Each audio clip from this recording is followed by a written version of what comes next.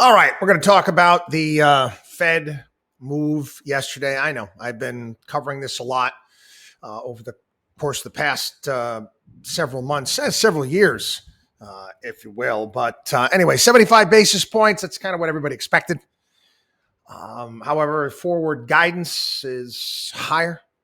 The catchphrase, this is what the media comes up with to explain things and break things down for you, even though conventional wisdom is poison, is that Powell is out-hawked the Hawks. He came out and he said, nothing's changed from my Jackson Hole speech. And, the Fed is going to be tough. And he predicted pain. Mr. T in Rocky III, when asked by the boxing reporter, what are your prediction for the fight? Mr. Prediction? Pain. That's what Jay Powell had to say. I know. I've said this before. I'm going to say it again. If you are a hammer, the entire world, everything looks like a nail, and you're there to whack it. That's the reality of the situation. We're told, conventional wisdom, we've been taught, teach kids in schools, they talk about it on TV, that the Fed, the only way we can fix inflation is if the Fed raises rates. That's it. Fed raises rates. That's the only thing that can do it. And obviously they're drawing down their massive balance sheet as well. Does that make any sense at all? I mean, I want everybody to take a couple steps back. I know you've been told the same thing your entire lives, again and again and again. The Fed can fix it. Fed can fix it. Fed can fix it. Joe Biden, I got my faith in the Fed. You got your faith in the Federal Reserve? This same guy, Jay Powell, and the rest of his buddies there, the 400 PhD economists. You got 400 PhD economists, yet they decided to raise rates in the midst of a trade war in 2018. These are the same 400 PhD economists that were telling us that inflation was transitory. How is it? I don't have a freaking PhD in economics. How is it that I'm right every single part of the time and they're wrong?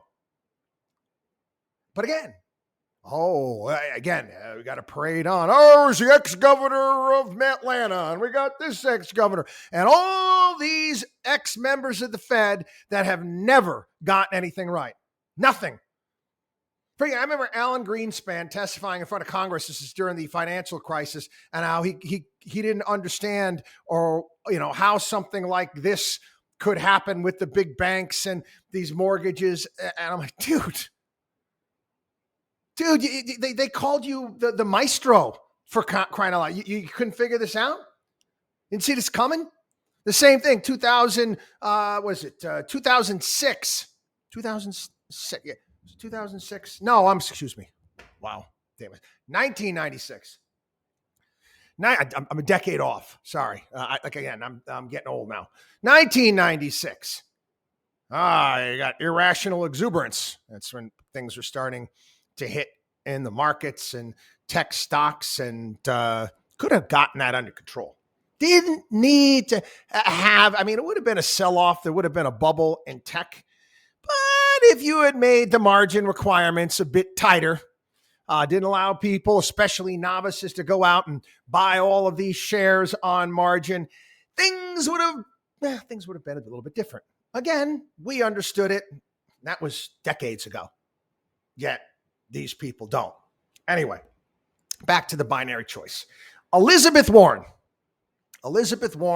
puts out a tweet yesterday after the Fed, and she's none too happy, saying that Jay Powell and the Federal Reserve are going to put people out of work and tank the economy. And she doesn't think that that's right, that they don't understand. And here, I'm going to shock everybody right now, but I agree with Elizabeth Warren on this one. Yeah. Again, I guess hell must be freezing over and pigs flying, because I agree with Elizabeth Warren and her assessment. We've been saying this for a while. The entire idea that you need to destroy the village in order to save it Doesn't make any sense if you actually think about it. Again, people, wake up. Plato's cave. Don't look at the shadows. Look at the light. The emperor has no clothes. Okay? The emperor has no clothes. You need to get your arms around this. She's right. We don't need to blow the village up in order to save it. However, Elizabeth Warren likes to talk, but she doesn't want to do anything about it. What are her solutions to this? Oh, raise taxes. Yeah, that'll work, Elizabeth. Come on. No. First and foremost, we got to work with the supply side of the economy, which means we need to encourage businesses to build and create more of these products. We need to get the government out of the way. And we know we do, which will never happen. Never happen because both donkeys and elephants agree on this, that they just want to keep spending money. Now, government spending. Get government spending under control. Balance the budget. Start paying down debt. Live within your means. Run the government in an efficient manner. They don't want to do that. No, none of them do. Oh, there's a couple. Rand Paul, there's a couple there. But most of them just want to spend and spend and spend and spend and spend. So guess what? You're getting taxed due to higher inflation. And you know what? They lower inflation. You're still going to pay that tax. How? Well, the higher interest costs that it's costing our government to borrow money, to constantly pay off last month's credit card, rolling it over again and again and again and again, those interest payments are going up. It's estimated that the additional cost will be close to $2 trillion in 10 years. How do you like them apples? Anybody explaining this to you on TV or anywhere else? Any of the wizards are smart out there? No. Don't believe me? Do your own homework. Check. Use your head, for crying out loud. Use your head. Think about how stupid that idea is. That, yeah, it's a good idea to put people out of work and destroy economy to get inflation down. What? That's the only way? That's the only way to kill. That's the only way to kill the inflation monster. No, it's not. They just don't like the alternative. The alternative is less power to the people in power, and they don't want that. Anyway, actually getting pushed back. I mentioned Elon Musk, some of the others out there talking about what the Fed's doing and how ridiculous the entire thing is. There's a story today in the Wall Street Journal. This is Burt Malkiel. You might be familiar with the book he wrote. It's called A Random Walk Down Wall Street. And I read that in the early 1990s, in the early part of my career. And he writes columns from time to time, Wall Street Journal, talking about importance of long-term investing and also dollar cost averaging. I'm going to talk about this at much greater length this weekend on the show. But questions that I get, because again, I've been talking about this on the podcast, on the radio show, and that I've said, hey, listen, be prepared, Boy Scout motto, be prepared for the market to go much lower. Be prepared to test the June lows. We're not that far off. Be prepared for it to go through there. Do I know that's going to happen? No, I don't. But be prepared for it. Don't be shocked by it. Be able to wake up the next day and say, okay, I'm all right. All right, we can deal with this. We're good. We're good. It's okay. Now, a good question. Listeners, Chris, you talk about paying yourself every single month and dollar cost averaging. Yet, you think that the markets are going lower. Wait. I didn't say I thought the markets are going lower. I said be prepared for it. Be prepared for it. But let's, for shits and giggles, let's say I do think that I think the markets are going much, much lower. Does it change my philosophy in what we do, my plan of attack, what we do as an investor? No. You want to know why? Because I know that basically I don't know what I don't know. I have that concept. I could be wrong. I could be wrong. And let's say that I'm right. Let's say the markets do go through the June lows. We go down to 3,200, 3,000 on the S&P. And we continue to dollar cost average and invest on a regular basis every single month. Does it matter? Does it really matter? Because all I care about is whether it's going to be 5, 10, 15, 20 years down the road. Doesn't matter. So that's why we continue to do that. And every single point in time in the past, and Malkiel talks about this in his piece, it worked. You got stretches of time, and you can back test this stuff. They always talk about, bitch, 10 years there plus, and out of the Great Society programs, 1970s, the markets didn't do anything for over 10 years. The indices didn't do anything, but if you dollar cost average over that period of time, you would have seen about a 6% return. Oh my God, you get the 10-year period. The dot-com collapse going all the way up past the financial crisis, 2000 to 2010. Terrible decade. No, if you dollar cost averaged all the way through this, you were up again about 6%. That's as a market whole. That's not, just taking stock picking into consideration and unique situations. So yes, you don't deviate. You don't change. You continue to dollar cost average. It works every single time it's been tried. Again, I had a couple charts prepared for me talking about this. I got one here that's really kind of neat. It's a chronological perspective, basically talking about market resiliency. And it's from 1896 to 2022. And it's a stock market chart. And it goes all the way back. And the first thing, it actually has points of reference on the chart. The first one's in 1896 when the first Ford automobile was made. And then point 2 is 1897, Boston's first subway, Klondike Gold Rush. Then you got 1889, you got the Spanish American War. You got all these different events that they have, hundreds of them, all the way up until today. And you've got the markets doing this, going up. All the gloom and doomers out there, all the people that tell you the sky's going to fall, the world is going to end, they've always been with us. Always been with us. And you know what's consistent about all of these people? They're always wrong. They're always wrong. And I say it again. If they're right, and everything goes to hell in a handbasket. And, it's like the fall of Roman Empire. And we go back to the Middle Ages. Do you think your gold coins are going to matter? Really? Huh? Do you think your coins and your silver trinkets are going to matter? Or your Bitcoin? No, sorry. Anyway, again, dog and pony show, Washington, D.C. Members of Congress need to do this because they need to feel like they're tough. Yes, they do.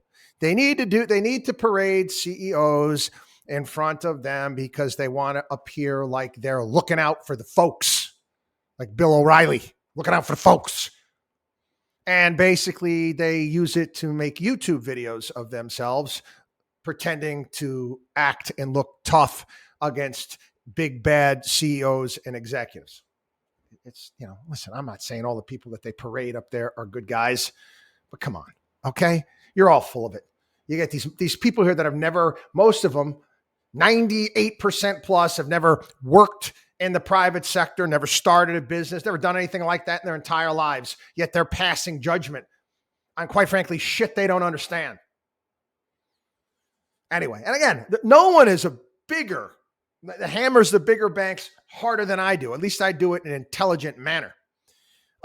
Jamie Dimon was having his way with a bunch of them. And it was kind of funny. Thought about it. What's her name there? Rashida Tlaib from Michigan. Again, I there's points in time where I'm like, I don't have the time to do this, but to go to these crazy, liberal districts, just I want to. Who votes for people like her. Just out of curiosity.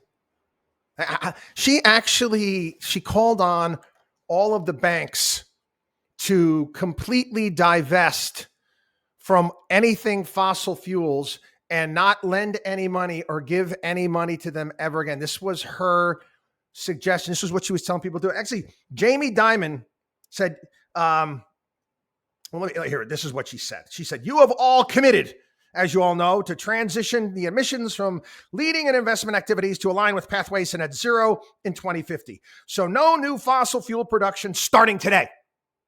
So that's like zero. I would like to ask all of you and go down the list, because again, you have all agreed to doing this. Speaks very, very, very fantastic English here. Please answer with a simple yes or no. Does your bank have a policy against funding new oil and gas products? Mr. Dimon.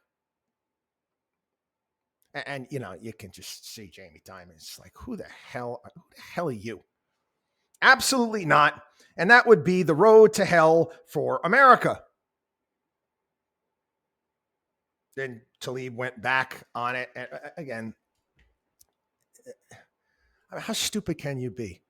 How stupid can you be? Oh, yeah, we're just going to cut off fossil fuels today. Sure. You know what? Buy, Dick's Sporting Goods, because everybody's going to be a run on camping supplies. Yeah, it's just going to shut the country down.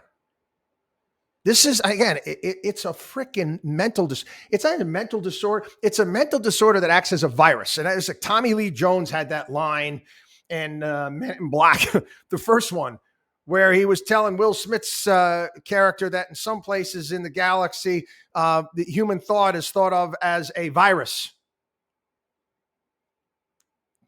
Yeah. I mean, you get morons believing this crap. People vote for, how stupid can you be? And this is not a donkey or elephant thing, okay?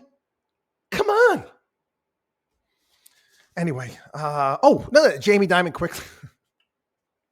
He did his best watchdog on Wall Street impersonation when it came to Bitcoin and called it a Ponzi scheme. Just called the entire thing out as a Ponzi scheme. He made fun of the idea of calling it cryptocurrencies, tokens. He called it. That's what it is. It's a token. It's a token. I still have. You know what I have? I gotta dig them up. I'm back over there. I still have some Subway tokens from back in the day. Yeah. It's a Subway token, which will do what for me right now? Nothing. But anyway, there's politicians that are tied into cryptos. And again, why do you think all of the major crypto companies out there are calling for regulation? They want their industry regulated. Think about this. Why do you think that is? Well, I got my longtime listeners are smart enough to know this. Once the government starts regulating it, it's legitimate. It's given, the government's regulating it, then it must be real. Am I wrong? Anyway, talk about regulation. And another see, I freaking told you so moment. I told you this was a show. Government was putting on a show. There's too many people that are so freaking powerful and so rich that they were never going to take this away from them. Again, riskless transactions. You're going to take riskless transactions away from people that give lots of money to politicians? No way. And I'm talking about payment for order flow. Yep, the SEC said, remember they're talking about they're going to make that illegal? Payment for order flow, where they take your trades. It's how Robinhood makes money. Okay, it's how they keep the lights on. They sell your trades to somebody, so that somebody knows what price you want to pay, where it is able to front run those trades, manipulate the entire thing, and you know what? Make themselves a few pennies. Now you say, it's a few pennies, a big deal. A few pennies, millions, if not billions of times, guess what? Adds up to real money. Again, it's basically the premise behind, Superman 3, the movie Swordfish, Office Space. Yeah. What do you think Citadel does? So, yeah, the SEC is not going to ban payment for order flow. Of course they're not. Of course they're not. The people that are in power make way too much money off this racket. And that's all it is a racket. It's going into your account and just stealing on a regular basis, a penny here, a dime here, 5 cents there. You don't really feel it, right? Yeah, you leave your wallet on your desk, got some change in it, or your pocketbook, whatever it may be, and somebody goes into that wallet and that desk every single day and takes a couple nickels, dimes, whatever it may be. Do you notice? Probably not. That's their business model. That's their business model. That's what they do. And the government just said, you're SEC, looking out for you, right? Cop on the beat. Gary Gensler. Now, Gary's too busy making sure that companies are hiring, I don't know, transvestites or trans whatever, or gender bullshit. Because that's more important than ripping people off. Donald Trump. All right. I went through some of the things that Donald Trump was claiming, the valuations on some of his properties, and doesn't surprise me. Okay, I've been following this guy for a long time. Okay, if you haven't figured out as of yet that you take whatever Donald Trump says and you reduce it by at least 75%, something's wrong with you. You know, the old fisherman thing. I caught a fish this big, and it was the meatiest fish, the greatest fish that was ever caught. That's something Donald Trump would say. Yes or no? Yeah. But what do you think real estate is, for crying out loud? It's the same shit. Okay? It's the same crap. He's trying. I mean, he puts a value. He says his apartment in Manhattan, and I'm sorry, that thing is gross. It's gaudy, gold. God, not my taste. Let's just leave it at that. He says his apartment is, again, he said it was 3 times bigger than it actually was. And he also put a value on it at $327 million. In his mind, it's worth $327 million. You got people out there that think GameStop is worth $1,000 a share. Again, if Donald Trump can get stupid bankers to believe the valuations on his property and he's able to borrow against those valuations, how is that illegal? How is that illegal? I don't understand here. This is the real estate business. They're all full of it. Okay? They're all full of it. Like I said, I'm recently down in Florida. I've told this story. I'll tell it again. I'm looking at this beautiful, condo in this building, from when I moved back down there, and the kids are all off in college, and it's nice, and they give me the price, and I'm like, get the hell out of here. I said, you might think it's worth that, but I don't. Goodbye. I don't have to pay for it. I choose not to. If Donald Trump can find somebody to spend $327 million for his apartment, God bless you.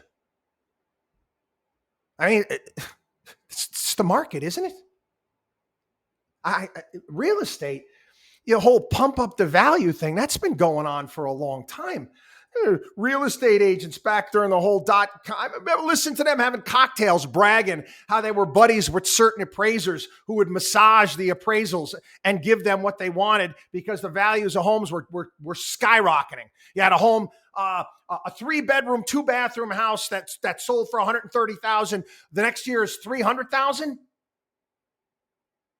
And they needed an appraiser to, justify that higher valuation so the person who wanted to pay the $300,000 could borrow the money. Is it shady? Yeah, I don't know how illegal the whole thing is. It is what it is. Boy. A couple fun stories before we have to go today. We talked about this on the show. Again, the country was aflutter, made all the news, national news everywhere, because these a racist BYU fan was using racial slurs against a Duke female volleyball player, and it turned out to be bull excrement. Did you see any retractments? Did you see the news media actually go and follow up and saying, why did you lie? No, they let it go.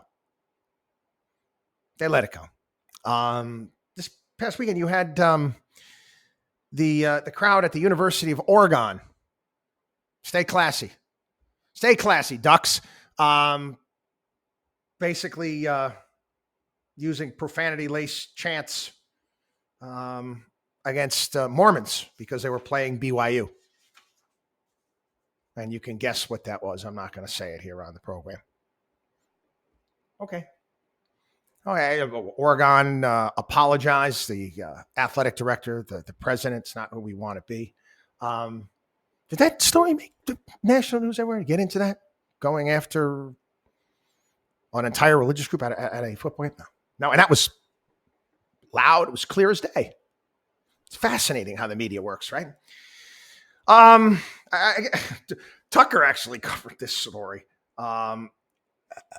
I checked it a few times and it was real. I thought it was a freaking joke. I really did. It's something. You're just like, how the hell? What the hell? I'm like, what planet am I on sometimes? It's like I want to smack myself and I want to wake the hell up. This is in Canada, a high school teacher who is, I guess, transitioning, whatever the flip that means. Okay. Transitioning from being a male to a female, which is, follow the science, not possible. Not possible. Okay. You can't do it. You can't turn lead into gold, and you can't as a guy, you can't turn into a female. You can pretend. I can take a block of lead and I can paint it gold, and that block of lead can pretend to be gold, but it's still not. Holy shit. How stupid are you, left-wing whack jobs? I mean, seriously, I'm sorry, going off on a rant here, but this teacher, you got to look at the pictures yourself, okay? This teacher is wearing prosthetic boobs. I kid you not. I don't remember. Remember that blonde-haired lady with the huge boobs that would run onto the baseball field to hug some baseball player with some sort of gag? Now, I'm talking like here, like past my arms. No joke. I'm not exaggerating, okay? I'm not trumping this thing. This is accurate, what I'm telling you. Go see it. And the school is supporting him. What? It. I don't know. I don't know. Anyway, enough. Wait quick. Again, there was a South Park episode about this. I know I talked about this before, but again, you have to see it for yourself. It's crazy crap. Anyway, watchdogonwallstreet.com. Have a good one, everybody.